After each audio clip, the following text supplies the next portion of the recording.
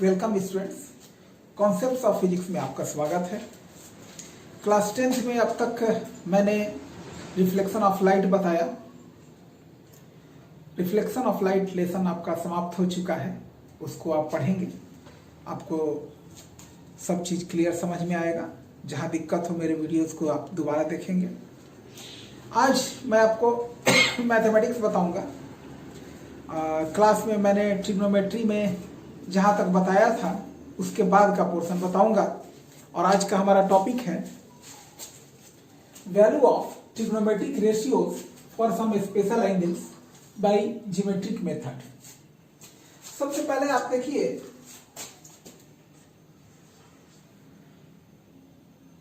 For 60 degree and 30 degree, इसको जैसे सारे ट्रिग्नोमेट्रिक रेशियो जैसे sin 60, sin 30, cos 60, cos 30, tan 60, tan 30 कैसे फाइंड आउट करेंगे ज्योमेट्रिक मेथड से। तो इसके लिए एक इक्विलैटरल ट्रायंगल लेते हैं, इक्विलैटरल ट्रायंगल ABC, जिसके तीनों साइड बराबर होंगे। मान लीजिए तीनों साइड का लेंथ A है,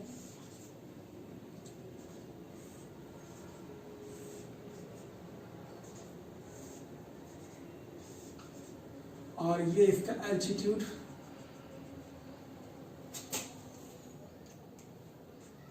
तो पाइथागोरस थ्योरम से, जैसे ये हो गया आपका a/2 और ये a, पाइथागोरस थ्योरम से आप AD का वैल्यू ला सकते हैं।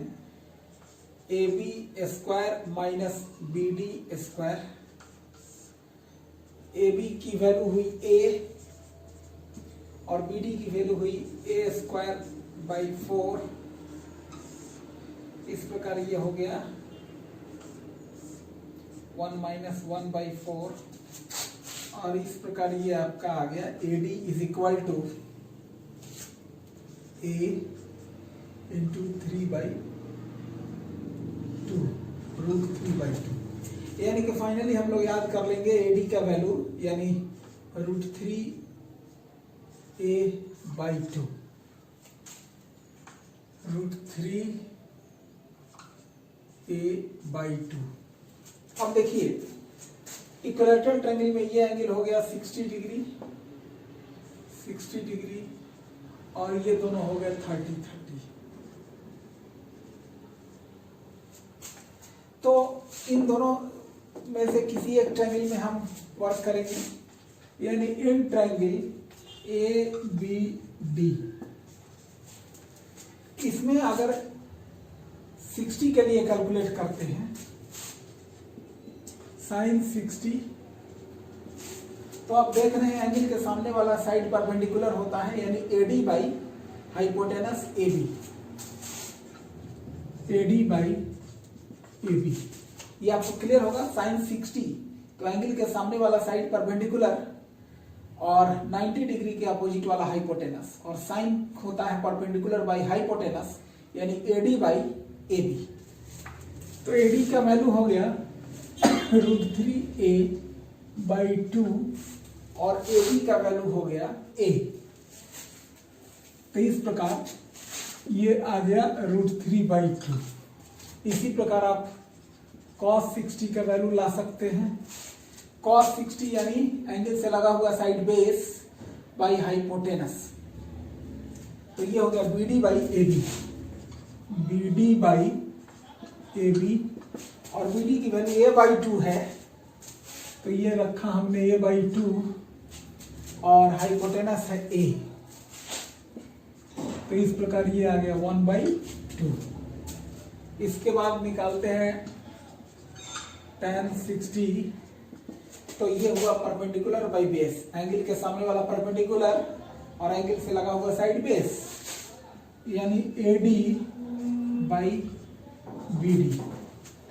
AD की वैल्यू हुई √3 A/2 और ये हो गया A/2।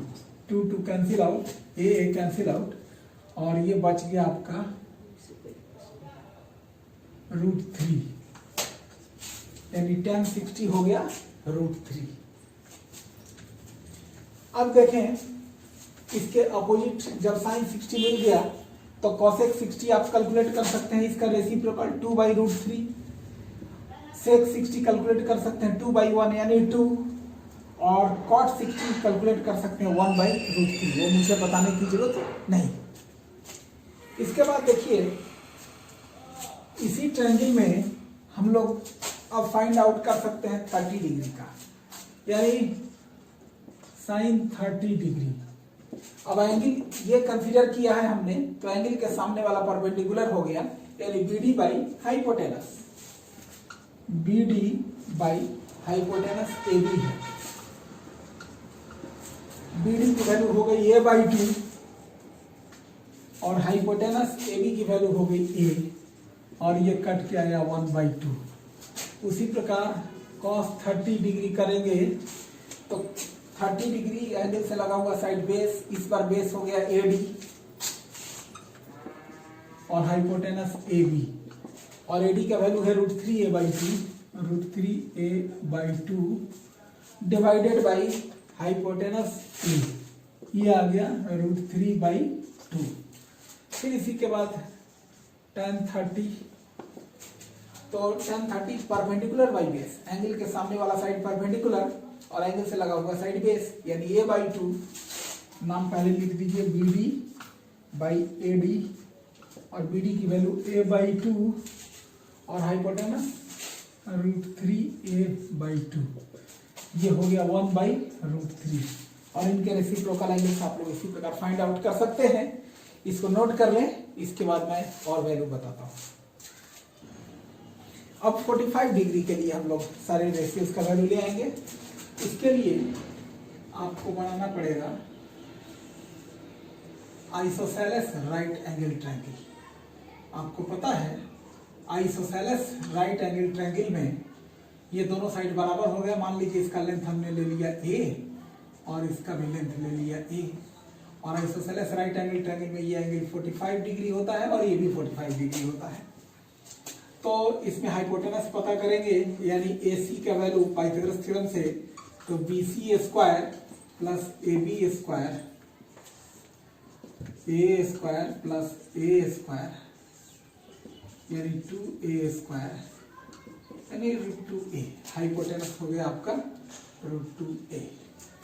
अब इसमें मान लीजिए आप साइन 45 लेंगे, ये एंगल कंसीडर किया तो ये हो गया परपेंडिकुलर AB बाई AC, और AB की वैल्यू हो गई A और √2a, ये वैल्यू हो गया 1/√2।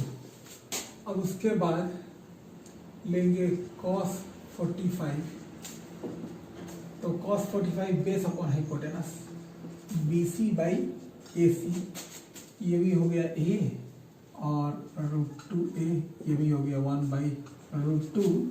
और उसके बाद लेंगे tan 45, ये हो गया perpendicular by base A by A cut के 1। अब इसके बाद इतना तो आपको सिलेबस में समझना है।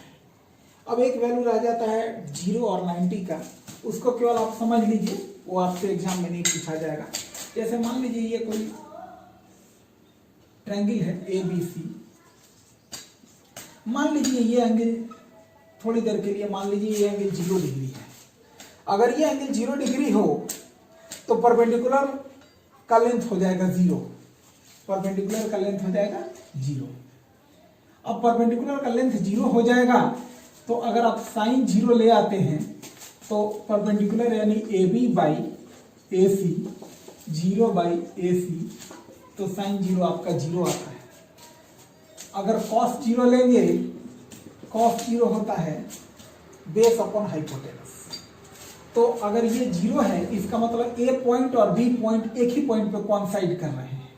इसका मतलब कि BC और AC का लेंथ बराबर होना चाहिए, बेस अपॉन हाइपोटेनस, ये दोनों बराबर होना चाहिए। इस केस में BC is equal to AC, तो इसीलिए ये कट के हो जाएगा 1। और अगर tan 0 लेते हैं तो tan 0 होता है perpendicular upon base AB upon BC, 0 by BC, और tan 0 का भी वैल्यू आता है 0। ये क्लियर है आपको? समझ ले, नोट कर ले, फिर मैं 90 का वैल्यू आपको बल्कि यही बता देता हूं आपको। मान लीजिए अब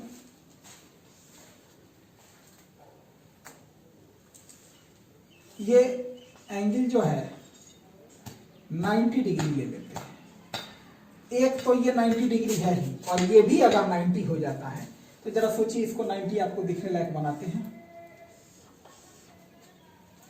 ये तो 90 है ही, ये पॉइंट ए, और यहां से सी पॉइंट से भी जाके ए पर मिलना है, और इस एंगल को भी 90 ही बनाना है, इस एंगल को भी 90 ही बनाना है।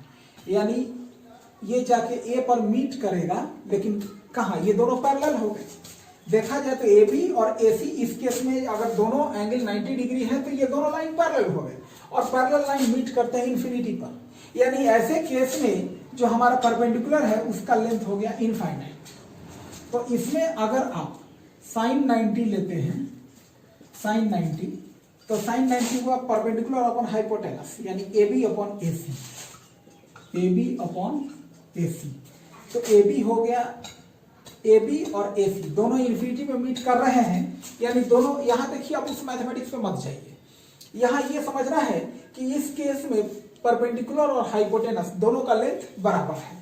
तो यहां ऐसे केस में इसका वैल्यू हो जाएगा कट के 1, यानी इस केस में हम लोग लिख देंगे since A B is equal to A C. ये देखिए मैं उस तरीके से बता रहा हूं कि 10th क्लास का लड़का कैसे इजीली समझ ले। हालांकि हकीकत में आगे जाएंगे तो इसको समझने के लिए आपको कुछ और कंसेप्ट मिलेगा। तो आगे है cos 90 आप लेंगे, cos 90 लेंगे तो बेस अपॉन हाइपोटेनस।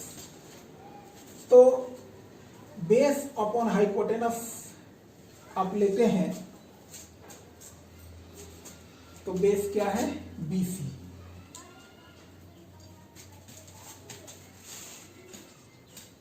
और हाइपोटेनस क्या है, AC।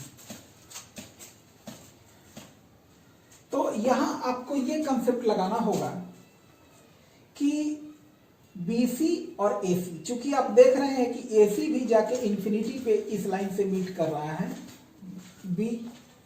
ये दोनों लाइन मीट कर रहे हैं इंफिनिटी पर, यानी ऐसे केस में AC का भी लेंथ इनफाइनाइट ही होना चाहिए। अगर इसका भी लेंथ इनफाइनाइट है तो BC अपॉन इनफाइनाइट, डिनोमिनेटर में इनफाइनाइट का वैल्यू हो जाता है 0, और फिर आप लेंगे 1090 परपेंडिकुलर अपॉन बेस, यानी इनफाइनाइट अपॉन बेस। परपेंडिकुलर हो गया AB और बेस हो गया BC, इनफाइनाइट अपॉन BC। तो 1090 भी हो गया इनफाइनाइट। हालांकि मैंने जो यहां से यहां तक बताए हैं कि आपको एग्जामिनेशन पॉइंट ऑफ व्यू से नहीं है, लेकिन फिर भी जान ले तो अच्छा है। आपको एग्जामिनेशन पॉइंट ऑफ व्यू से सिर्फ 30 डिग्री, 60 डिग्री और 45 डिग्री का ही वैल्यू फाइंड आउट करना होता है, 0 और 90 का नहीं। थैंक यू, कल आगे हम लोग देखेंगे।